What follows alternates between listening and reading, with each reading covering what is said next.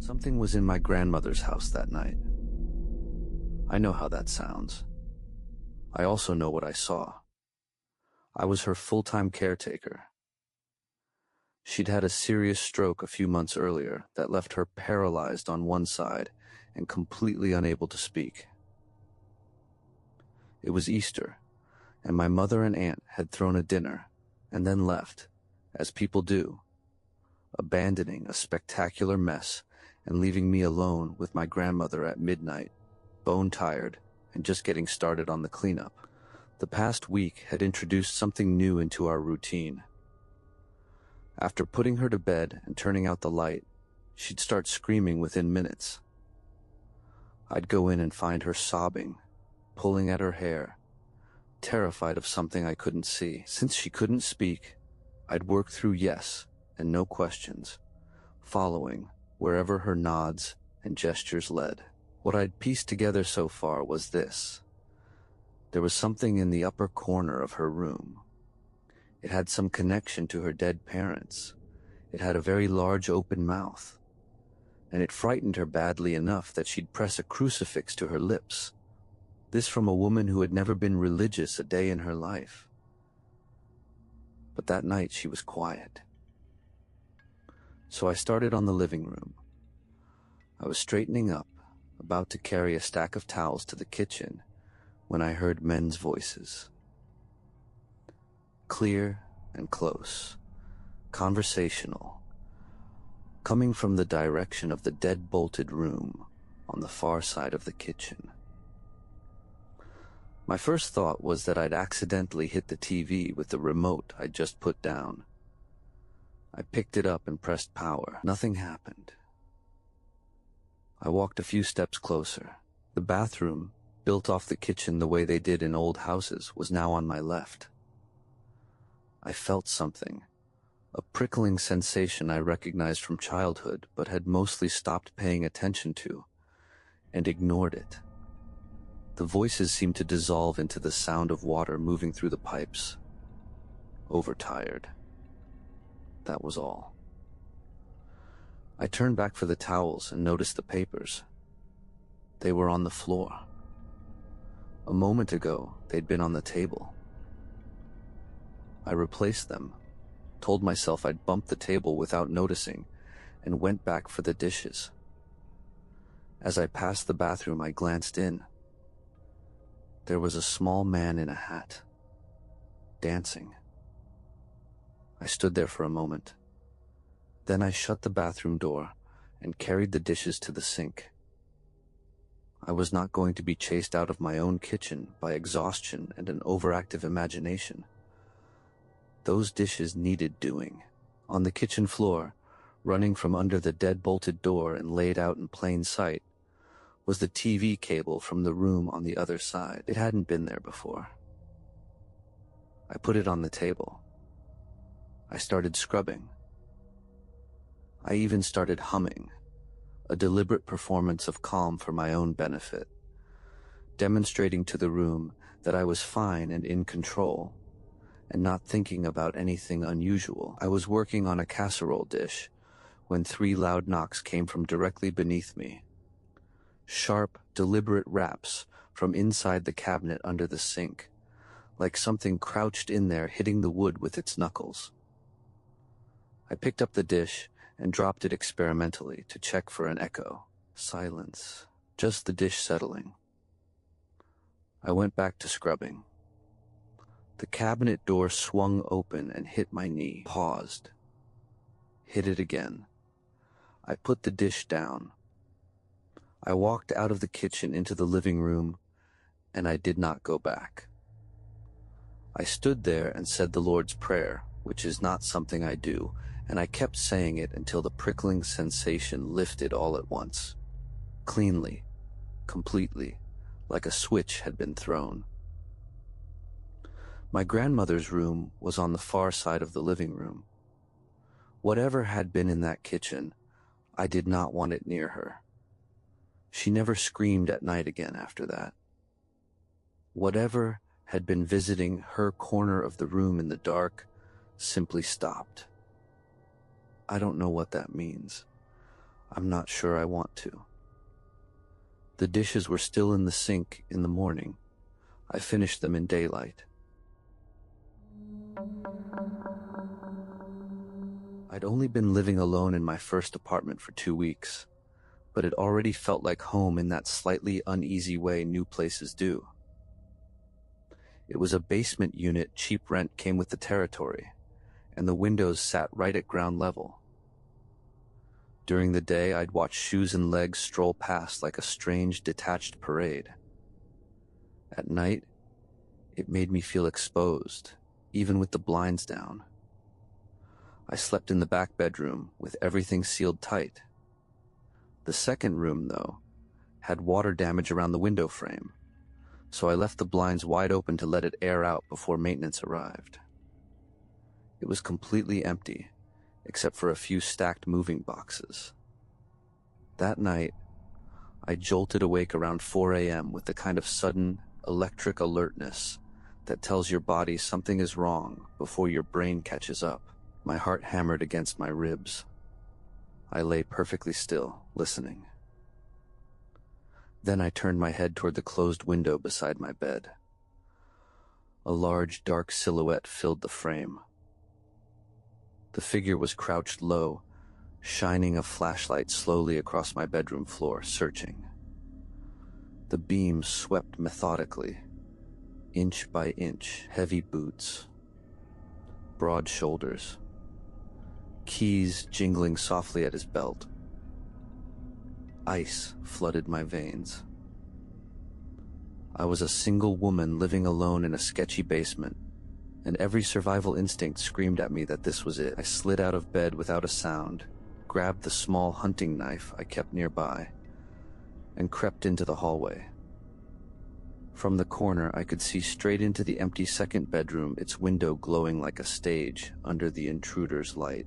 He was still scanning the floor, the flashlight beam gliding over the bare carpet and cardboard boxes. He looked big, strong. I gripped the knife tighter, adrenaline surging so hard my hands shook. If he tried to break in, I was ready to fight. No hesitation, no mercy. I was terrified, but I was also furious. This was my space. Then my phone buzzed on the nightstand. I nearly jumped out of my skin. It was a text from my friend on the police force. "What's going on at your apartment?" I stared at the message, pulse roaring in my ears. This couldn't be a coincidence. The shadow had to be dangerous. But just as I thought that, the figure straightened up and moved away from the window. The flashlight clicked off. Silence swallowed the apartment again. I forced myself back to bed, still clutching the knife, and tried to breathe. 5 minutes later, a thunderous knock shook my front door so hard it rattled the frame. Panic spiked again. No peephole, no chain, just a deadbolt. I stood in the dark hallway and shouted at the top of my lungs, hoping to wake the whole building. "Who is it?" A surprisingly meek voice answered. "Police." Yeah, right, I thought. That's exactly what a murderer would say. I stayed silent, knife ready. "It's the police, ma'am. You're not in trouble." I cracked the door an inch, ready to slam it shut. 2 officers stood there, one on the steps, one backed away politely. Their eyes flicked to the tiny knife in my trembling hand. They looked almost sheepish. They apologized immediately. It turned out they had been the ones shining the flashlight through my windows. A drunk resident in the complex had lost his keys and broken into what he thought was his own apartment. The cops, responding to the call, got the unit numbers mixed up and assumed it was mine. They were trying to figure out why there were no signs of forced entry. The adrenaline that had kept me sharp suddenly crashed. I yelled at them, half in relief, half in lingering fear, and may have cried a little. They were incredibly understanding and left after making sure I was okay. The next day, My police friend filled in the rest of the story. The neighbor had simply stumbled into the wrong basement unit, smashed his own window in a haze, and passed out. The whole terrifying ordeal was one big, ridiculous misunderstanding. I still laugh about it now, but that night, I slept with every light on and the knife under my pillow. Welcome to independent living. I was alone in a dark church at 2 in the morning when something made the entire building shake. I still don't have an explanation, but that wasn't even the part that scared me most. For years, I worked as the head sound engineer at a church. Among the smaller tasks that came with the job was duplicating sermon CDs for congregation members, requests that would pile up into hours of work. Being a night owl, I'd head in during the small hours when it was quiet.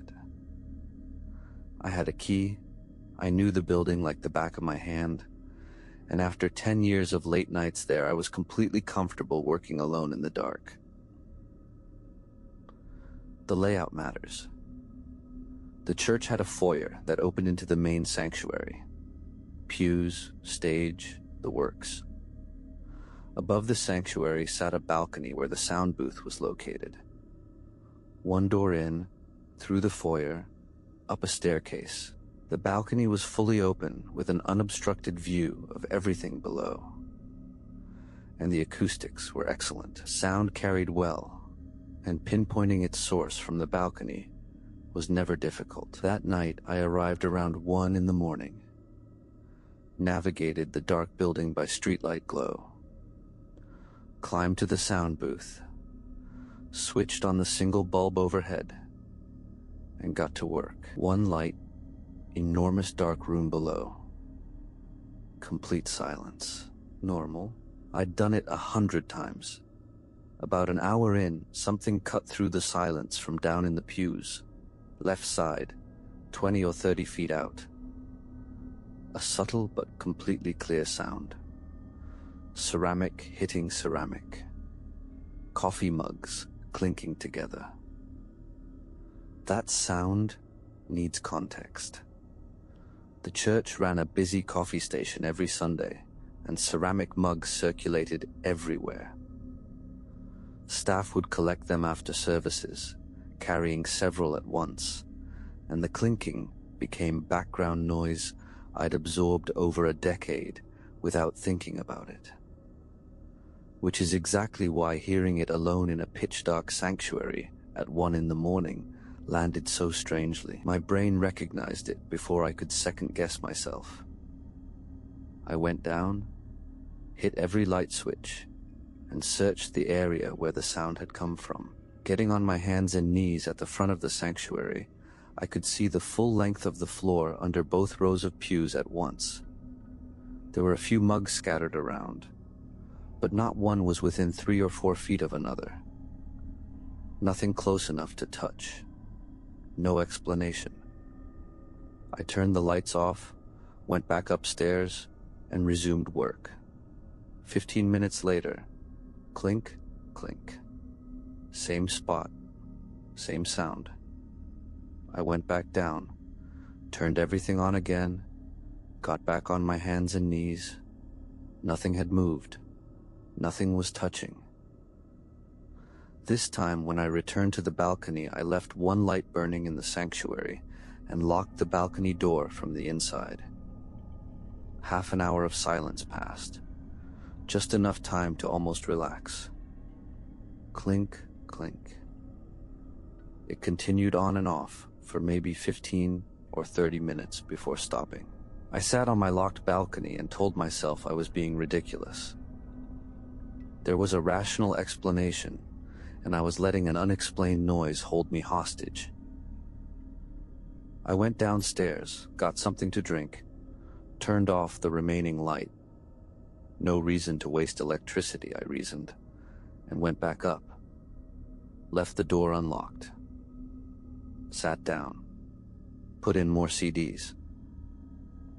Then the entire room exploded into sound, and movement. The sanctuary shook with a deep, resonant rumble I felt in my chest as much as heard. I looked at the soundboard and the LED meters were buried in the red, completely maxed out, indicating massive input from somewhere.